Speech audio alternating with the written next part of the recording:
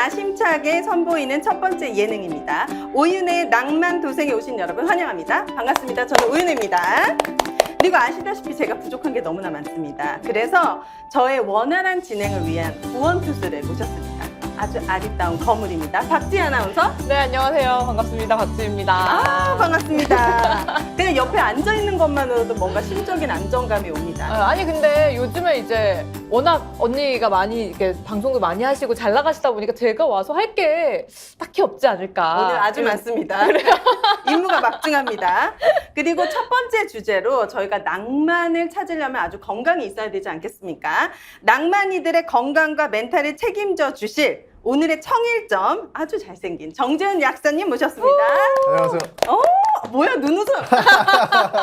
아니 우리 청취자분들은 남성이 99%예요. 그렇다면서? 저희가 이제 낭만도생이라는 이름을 제가 사실 지었어요. 진짜요? 어떤 뜻이에요? 잘 줬는데. 이게 뭐냐면은 우리가 뭐 요즘 각자 도생이다 이런 얘기 하잖아요. 그런데 이제 퇴직을 하고 나이가 먹으면은 진짜 반강제로 각자 도생을 해야 되는데 궁상맞게 각자 도생을 할 것이냐 아니면 진짜 좀 낭만 있게 각자 도생을 할 것이냐. 그래서 우리 낭만이 분들은 낭만 있게 각자 도생을 우리가 도와드리겠다.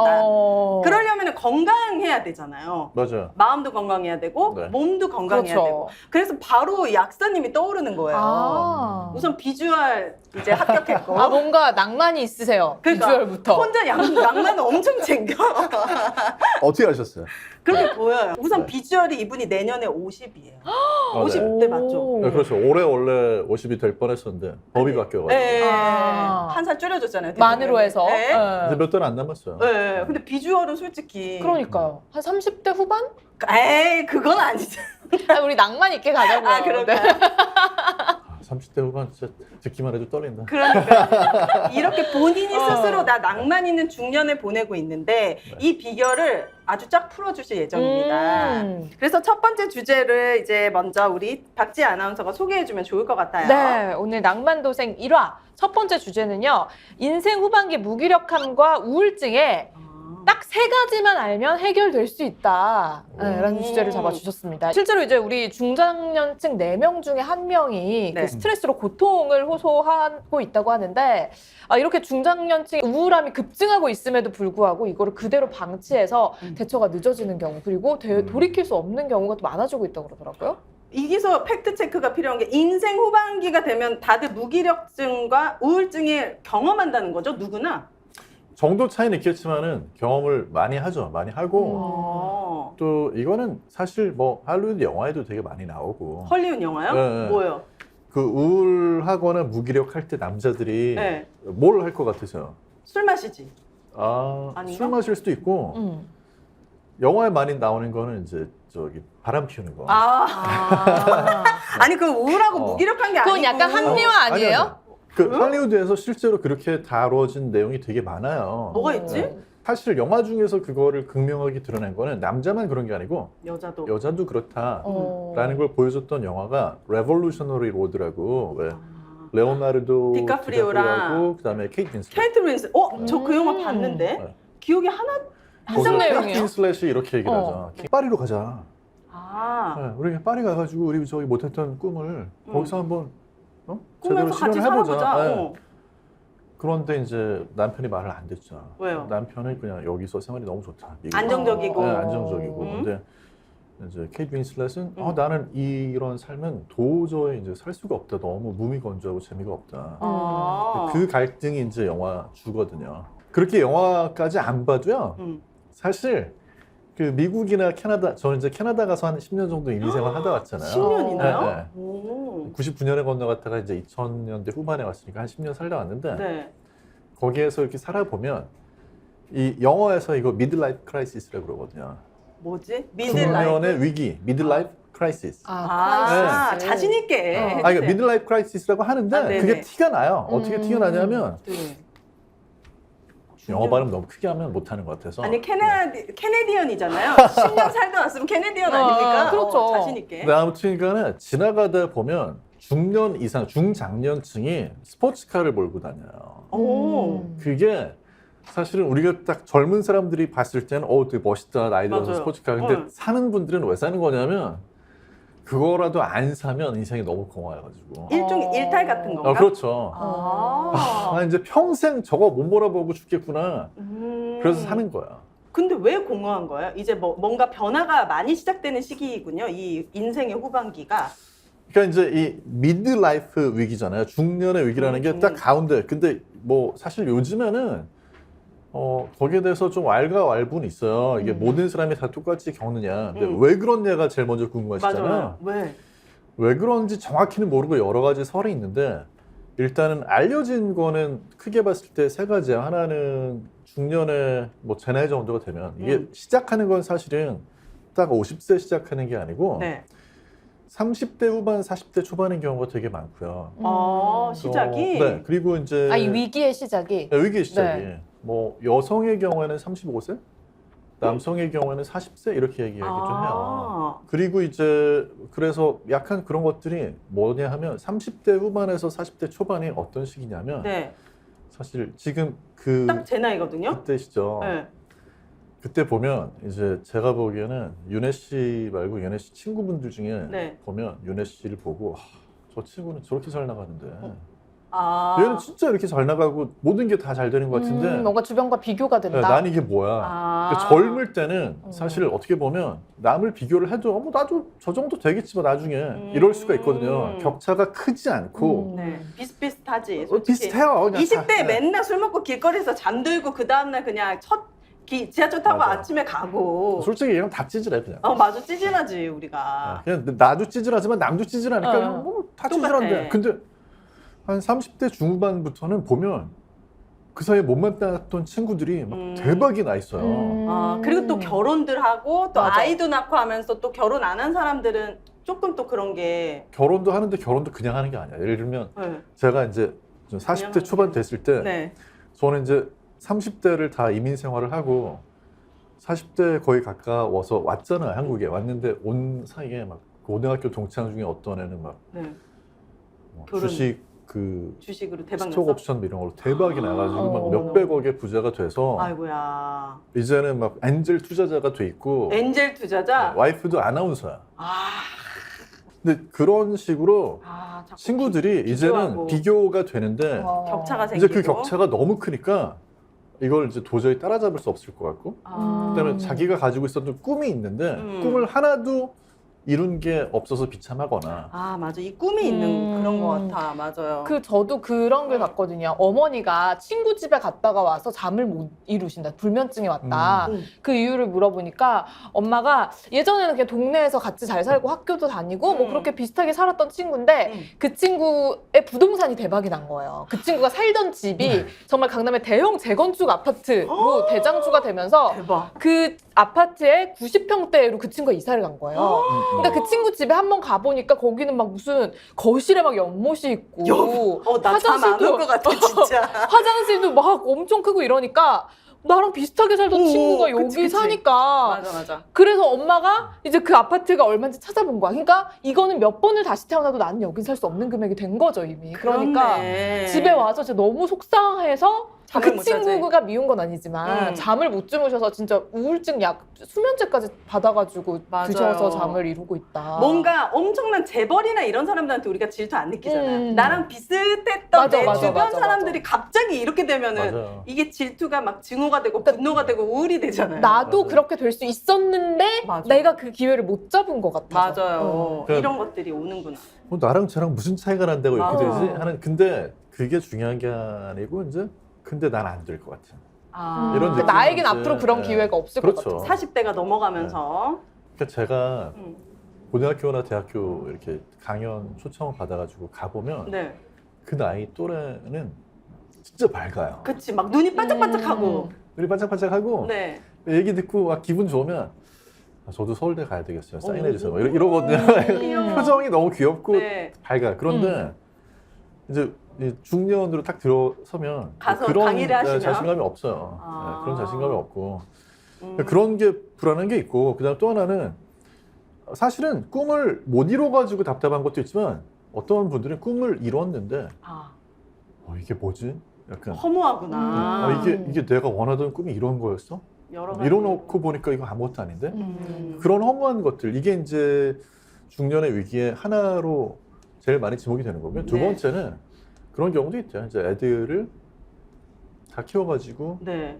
내보내고 나면 그거는 이제 40대 초반은 아니겠죠? 그쵸. 아마 50대까지 가야 될 것 같은데 그쵸. 뭐 내보내고 나면은 이제 빈 둥지를 보면서 느끼게 되는 그런 또 허전함. 이런 특히 거. 아이들 네. 키우는데 올인하는 우리 부모 세대들이 많잖아요. 네. 자기 일까지 다 내팽겨쳐가지고. 맞아요. 근데 다 키워놨더니 이놈의 자식이 그 여자 좋다고 아. 엄마한테 대들고 우리 딸은 또 남자 데려와줘 대들고 이러면 진짜 엄청 무너져. 신경 쓰지 말라 그러고. 막. 네. 근데 저는 사실 이 두 번째는 좀 잘못된 얘기인 것 같아요. 아 그래요? 네, 잘못된 얘기인 것 같은 게 여기에 대해서 또 최근의 연구를 보면 어떤 거가 있냐면 이건 이제 행복에 걸려 비틀거리다라는 책에 나오는데 행복이 뭐라고? 다니엘 걸려? 길버트라는 분이 쓴 네? 그 행복에 걸려 걸려 비틀거리다라는 책이 있어요. 아. 과거에 한 거의 베스트셀러였던 게 이것도 한 15년은 된 것 같아요. 행복에 되게 걸려 오래된- 비틀거리다. Staggering on Happiness인가 그래가지고 그 다니엘 길버트라는 분 되게 재밌는 분인 게 네.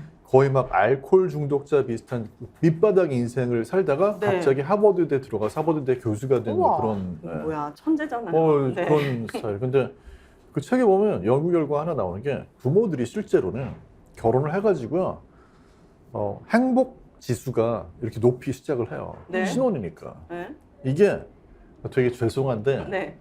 떨어지기 시작하는데 왜 이제 박지혜 아나운서를 보면서 죄송하다고 그랬냐면 네. 아기가 태어나잖아요. 그러면서 급속도로 떨어져. 아 근데 맞아요. 아 진짜 바로 1초 만에 맞다고 하면 너무 어떡해. 맞아. 아니 아, 왜냐면 그래서 저는 그 육아를 도와주시는 분들을 네. 이제 제가 돈을 들이면서 이제 네. 쓰는 게 이게 부부가 이거를 감내하기에는 너무 부담되고 사실 아. 실제로도 약간 불가능해 보여요. 왜냐면 둘 다 또 일을 하니까. 음. 그러니까 이거를 우리가 도움받지 않고 감내하려고 하니까 부부 사이가 약간 뭔가 그러니까 나쁜 것도 아니지만 어쨌든 멀어지는 느낌이 드는 거. 너무 막 힘드니까. 그렇구나. 삶에 대한 만족도가 진짜 쭉쭉 빠지다가 출산 이후 언제 다시 올라가느냐. 응.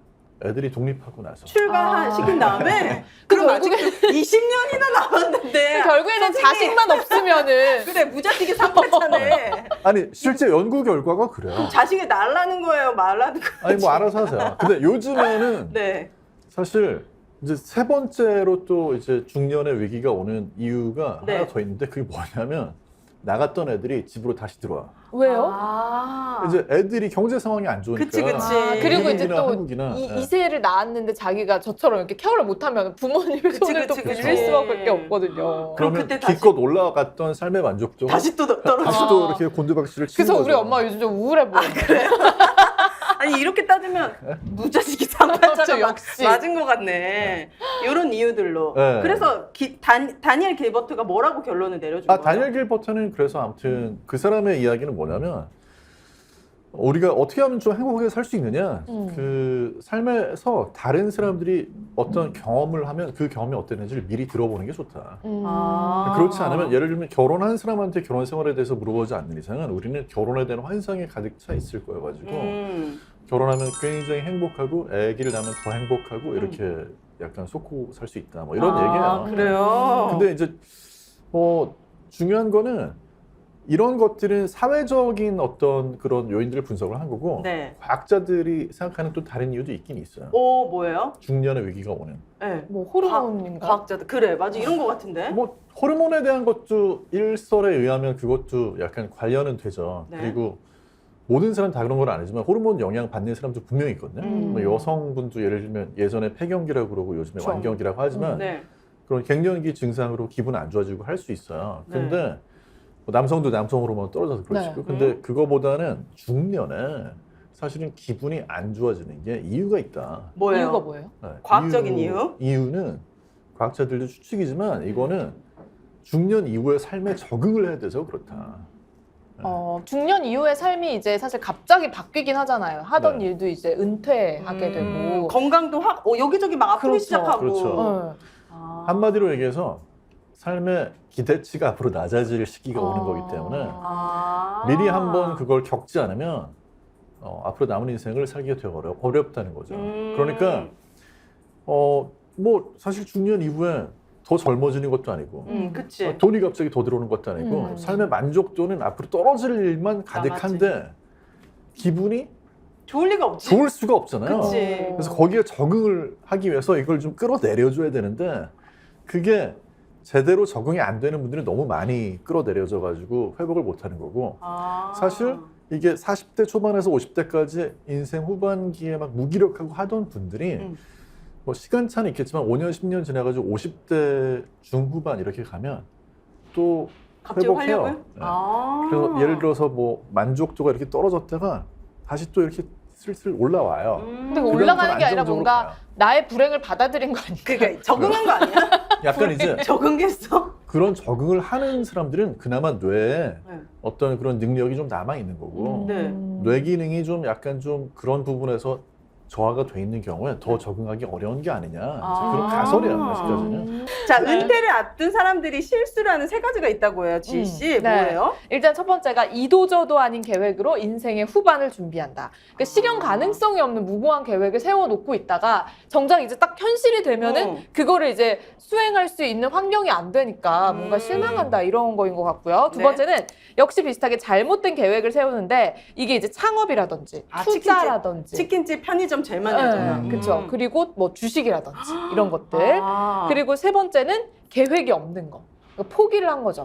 내 아예 계획 인생의 자체를 후반을. 네. 세워두지 않는 거. 이 세 가지가 이제 가장 큰 실수라고 꼽아주셨거든요. 네. 은퇴를 앞둔 사람들이 실수한 이 세 가지는 제 주변에서도 진짜 많이 봤어요. 기본적으로 치킨집 진짜 많이 해요. 그 치킨집. 프랜차이즈 치킨집. 근데 이게 장소나 위치에 따라서 똑같은 브랜드라고 하더라도 매출이 10배 이상 차이가 맞아요. 나잖아요. 그리고 이제 그 배달 어플의 평가 이런 게 막 이상한 사람 걸려가지고 갑자기 별점 1점 되고 이러면은 그게 초반부터 이 스포트가 안 붙으면은 또 이렇게 치고 올라가기가 힘들죠. 맞아요. 그리고 중년이 되면 체력도 떨어지고 나이 먹어서 진짜 힘든데 네. 편의점 같은 일 했을 때 이제 아무래도 알바 쓰거나 인건비가 부담스러우시니까 부부들이 돌아가면서 그렇죠. 하시는 분들도 진짜 많이 봤어요. 그게 돈은 벌 수는 있겠지만 건강도 잃을 수도 있는 거잖아요. 새벽에 잠 안 자고. 근데 오늘 집에. 돈도 못 벌어요. 아 진짜요? 요즘 편의점이 너무 많아서 그런가? 편의점, 그러니까 이렇게 생각하시면 돼요.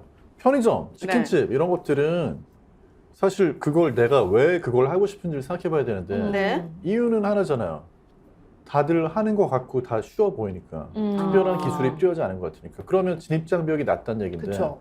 아무나 다 할 수 있으니까 얼마나 경쟁이 더 박터지고 너도 더 나도 힘들게. 뛰어드는 거죠. 우리나라는 사실 치킨집은 2002 월드컵 때 2002년도. 네, 2002년도 그때 대박이 났던 기억을 아직도 아직도 못 지금 잊어서. 2023년도인데요. 네. 20년이 그게 지나도. 왜냐하면 옛날에 IMF 터지고 네.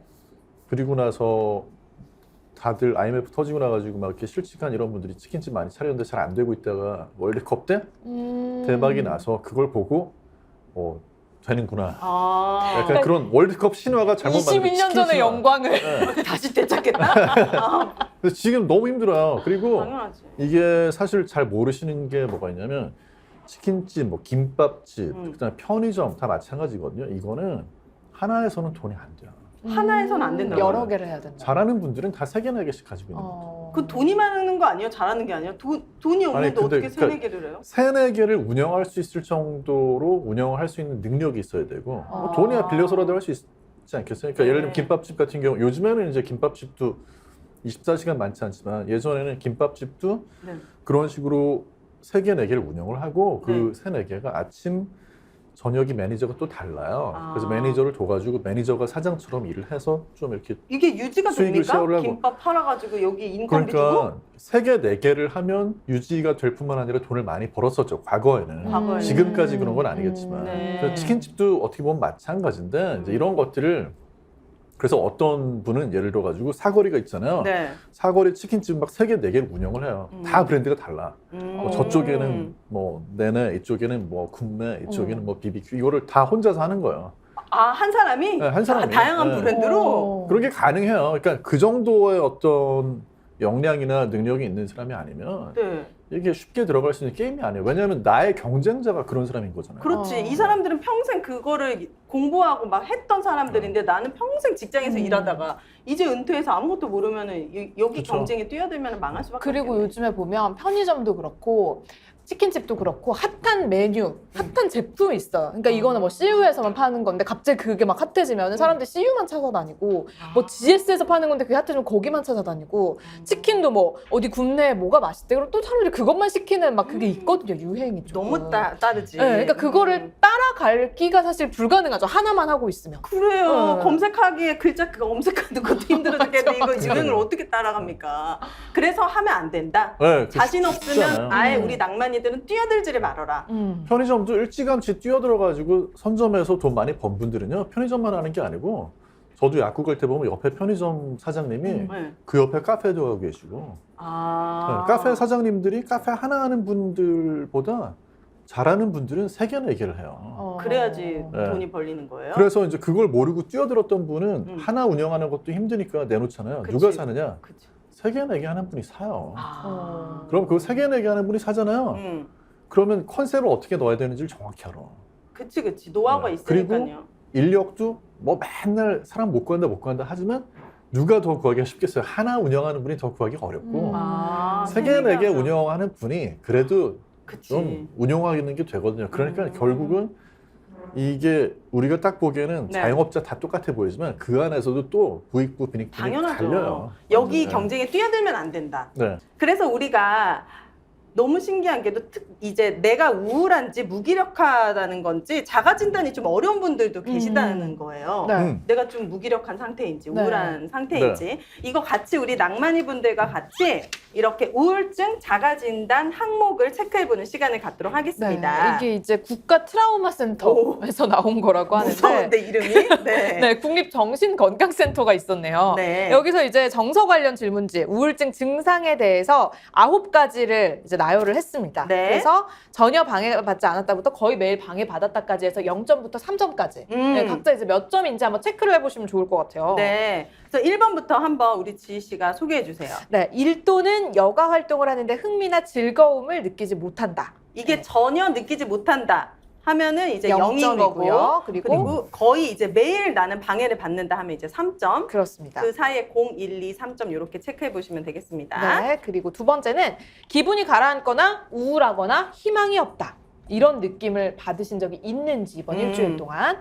최대 0점에서부터 최고 27점까지 나올 수가 있는 거예요. 점수가 높을수록 이 정도가 심한 건데 그렇습니다. 우리 지희 씨는 저 3점. 3점. 네, 근데 어떤 거에서 체크가 됐어요? 5번 입맛이 없거나 과식을 한다. 여기는 이제 과식을 과식 쪽에 속하는 거죠. 네. 너무 입맛이 좋아서. 매일 먹는 걸 올려. 이거는 네. 이제 왜 이런 질문이 있는 거냐면요. 보통의 경우는 우울증 증상이 있으면 사실 입맛이 없어지는 분들이 더 많아요. 아 그래요? 그러니까 우울하니까 먹어도 맛이 없고 즐겁지 않은 못 거예요. 챙겨? 네.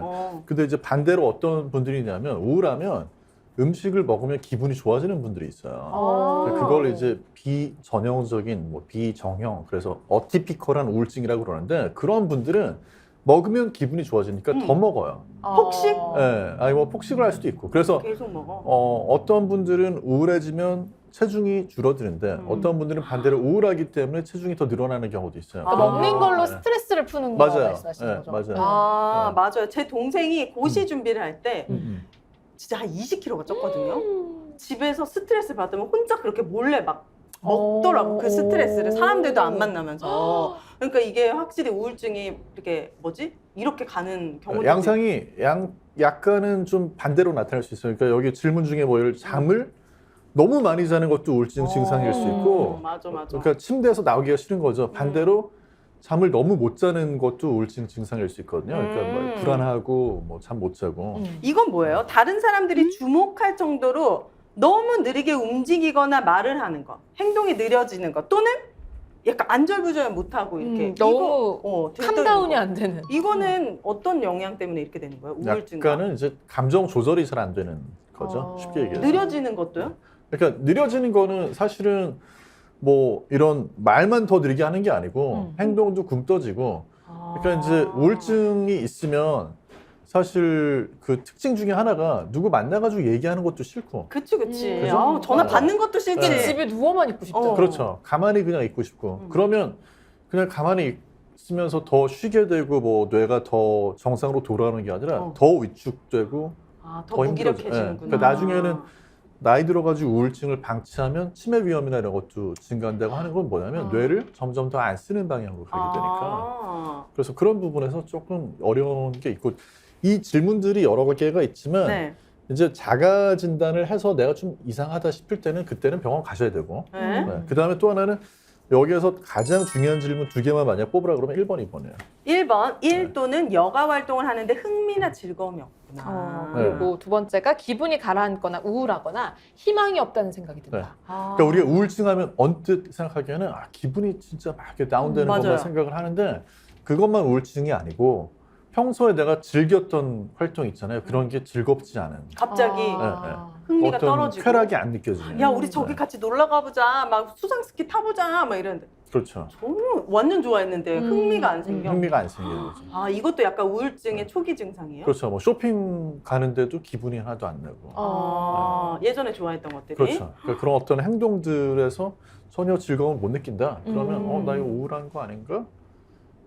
잘 모르잖아요. 그치, 그럴 때는 그치. 사실은 병원 가보는 게 제일 좋긴 좋아요. 근데 병원에 가면은 네. 도움이 됩니까? 일단 약을 처방받지 않나요? 병원에 가면? 그러니까. 증상이 심할수록 일단 약부터 처방을 받아야 돼요. 아니 근데 제 주변에도 이 우울증 약을 드시는 분들이 있는데 네. 대부분의 호소하시는 부작용이 네. 심장이 너무 뛴다. 그리고 또는 잠을 너무 많이 자게 된다. 저 아는 분은 그 우울증 약을 먹고 살이 엄청 쪘다고. 그러니까 이런 부작용들이 있는데 그럼에도 불구하고 이 우울증의 어떤 부분에 도움을 받는 거예요? 약을 먹으면? 근데 이제 약을 먹었을 때 어떤 분은 살이 찌는 부작용이 생기는 분도 있지만 또 반대로 살이 빠지는 경우도 있거든요. 약에 따라 특성이 조금씩 달라가지고 네. 그게 우울증 약 부작용일 때는 사실 식욕이랑 관련이 돼서 그런 거니까 이게 너무 심하다고 생각이 들 때는 말씀을 좀- 하시면 약을 바꿀 수도 있어요.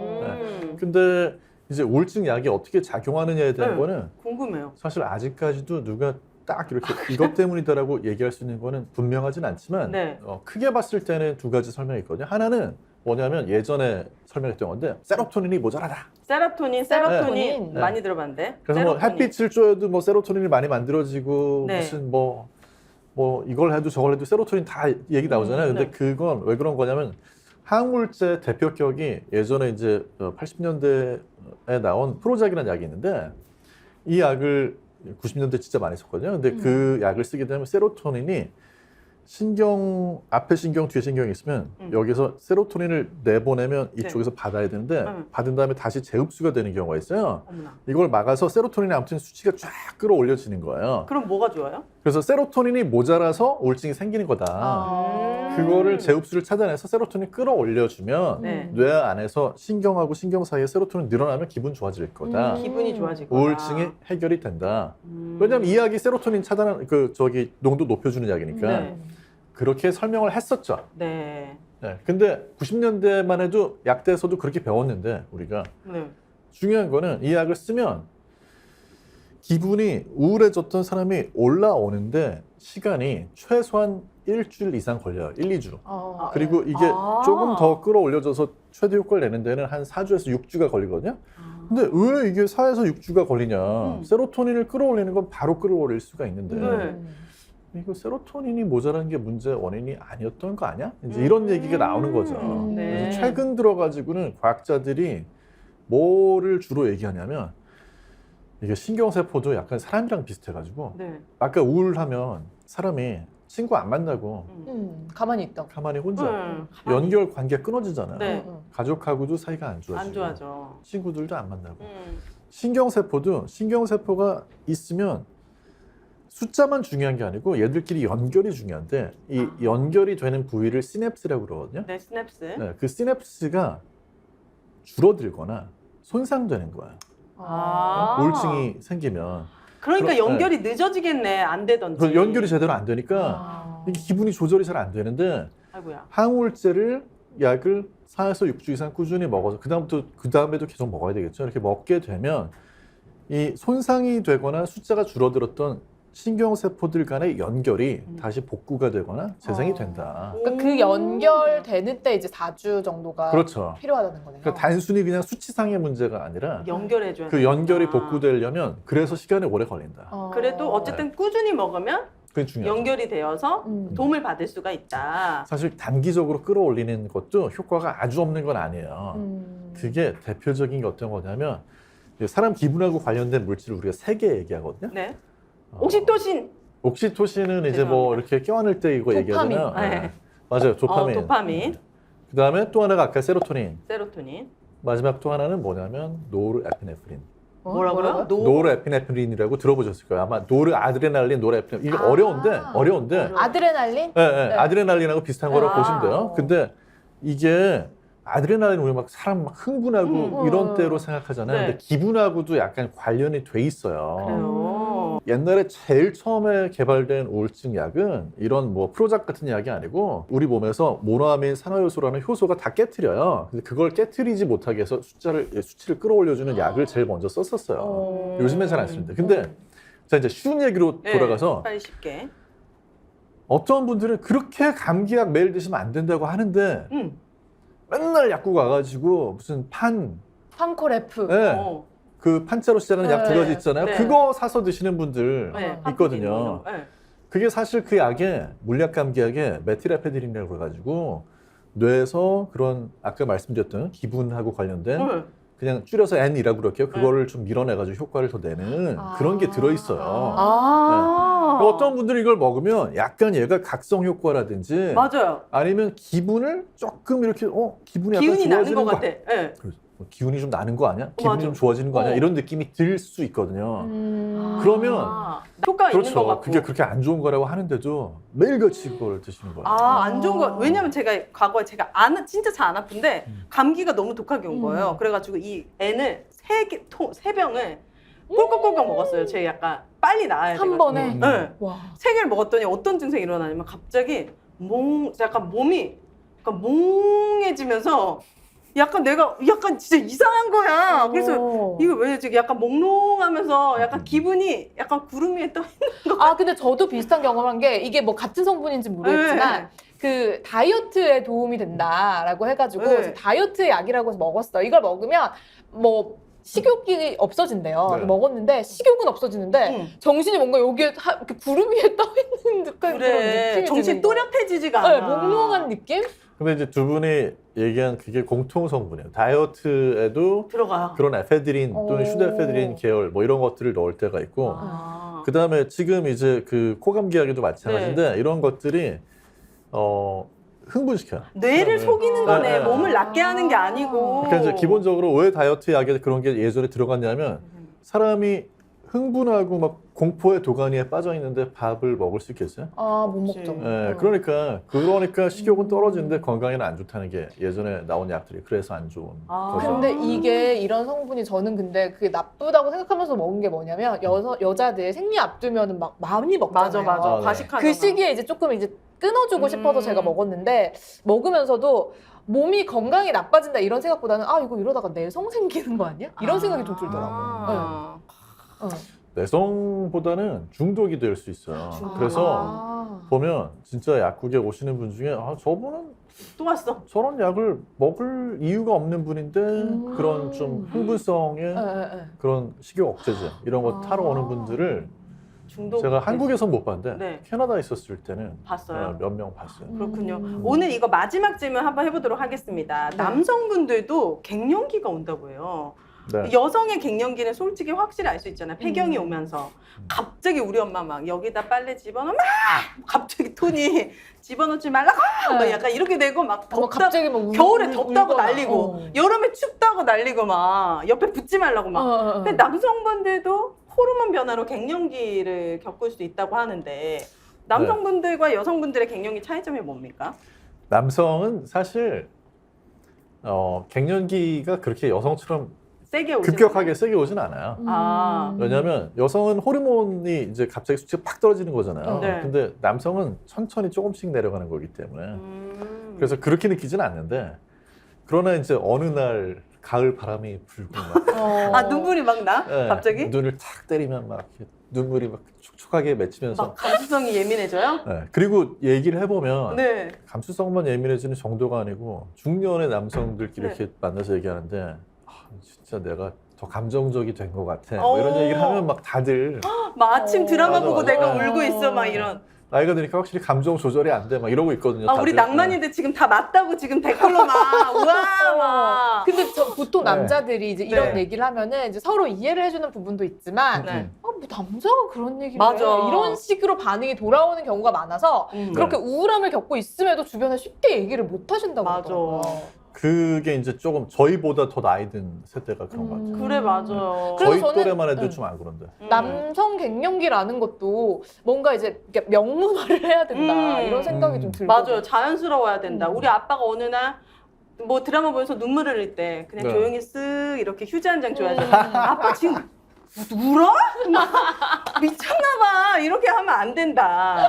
그건 그죠? 아니죠. 그리고 이것도 좋은 팁이네. 악력, 이 소나기 힘 있잖아요. 이 악력이 약하면은 우울증이 3배 높다는 연구 결과가 아 나왔습니다. 진짜? 근데 뭐 그런 연구 결과 되게 많아요. 네. 그래서 이거 운동하시는 네. 건가? 근데 이제 그렇다고 해서 바로 지금 그렇게 오해하시면 안 되는 게 아, 왜요?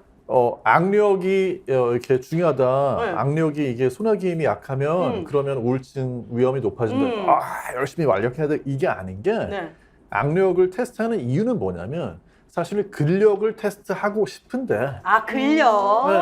음. 왜냐하면 우울한 사람일수록 몸을 좀 잘 안 움직이고 그렇죠. 근력이 약해지고 하기 쉬워서 그 연관성이 있을 거로 생각이 되는데 네. 근력 테스트 하려면 복잡하잖아요. 그치. 악력 테스트 얼마나 쉬워요. 그치. 네. 그리고 뭐 이렇게 주사 바늘로 안 찔러도 되고 네.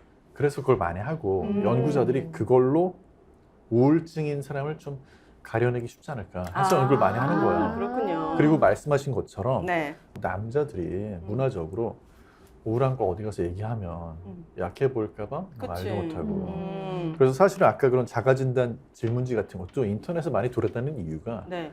사람들이 병원에 가는 거는 혹시라도 기록이라도 남을까 봐 걱정하고 아. 누가 아는 사람 마주칠까 봐 맞아, 걱정하고 맞아요. 그런데 이제 병원 말고 그런 자가진단은 좀 할 수 그치, 있으니까 그치. 안전하니까. 그렇게 해서 문제가 있으면 가셔야 돼요. 근데 문제가 있어도 안 가면 안 되고 악력도 마찬가지로 이거는 저 연구자들이 쉽게 측정할 수 측정할 있으니까. 수 있는. 네. 자, 그렇다면 우리 낭만이들의 근손실을 막아줄 수 있는 방법을 소개해 드리도록 하겠습니다. 바로 제 옆에 있는 행복 골프 훈련소입니다. 오. 여기가 혁신적인 골프 연습법을 개발한 사람이 있다고 합니다. 김현 대표라는 분인데, 저는 저분이 쓴 책이 있는 것 같아요. 집에. 김헌 대표. 김헌이네요. 여기에는 김헌 대표인데 이분한테 배운 플레이어는 다른 어떤 레슨보다 효과를 많이 진짜? 봤다라는 후기들이 있다고 합니다. 그래서 만든 것이 행복 골프 훈련소 사업이라고 합니다. 골프 연습장을 통해서 제대로 된 사업을 하겠다면 이거 사업이네. 아. 행복 골프 훈련소 김헌 대표를 소개합니다. 전국에 이미 52개의 연습장이 성업 중에 있어요. 저는 지금 그러니까 골프를 배우러 가는 게 아니고 네. 그거를 창업하는 거예요. 네, 네, 네. 그러니까 그러니까 우리 낭만이들을 위한 은퇴 후에. 네. 그래서 가맹 상담 02-563-0072번이니까요. 행복 골프 훈련소 가맹 사업도 많은 관심 부탁드립니다. 자, 오늘 낭만도생 첫 번째 녹화를 했습니다. 두 분 네. 소감으로 마무리를 해볼까 하는데 우선 지희 씨는 어떠셨나요? 네, 일단은 저는 제가 그냥 평소에 생각하고 있던 것들이 어떻게 보면은 좀 더 이게 케어가 필요한 그런 아. 감정들이었고 주변에 그런 얘기들을 하는 분들에게 그냥 한 귀로 듣고 흘리는 게 아니라 뭔가 하나라도 좀 조언을 해줘야겠다 네, 이런 생각이 들고 제가 우리 또 약사님을 만나가지고 그런 걸 배워가는 것 같아서 너무 좋았습니다. 그러니까 깨야 할 정보가 너무 많았어요. 그러니까요. 그렇죠. 네. 저희 어떻게 이화 가는 거죠? 그러니까 2화까지 갈 수 있을 것 같은데 오늘 어떠셨습니까, 우리 약사님? 저는 이화 갈 수 있을 것 같습니다. 네. 이화까지 오로지 꼭 이화가 네. 목표다. 여러분들 궁금하신 거, 우리 낭만인 분들 궁금하신 부분들 저희 댓글에 가열차게 남겨주시면은 저희가 다 반영해가지고 또 여러분들의 궁금점을 풀어드리도록 하겠습니다. 오늘 첫 화 스픽스에서 준비한 정말 야심찬 예능 오윤의 낭만도생 여기서 첫 화는 마무리하도록 하겠습니다. 감사합니다.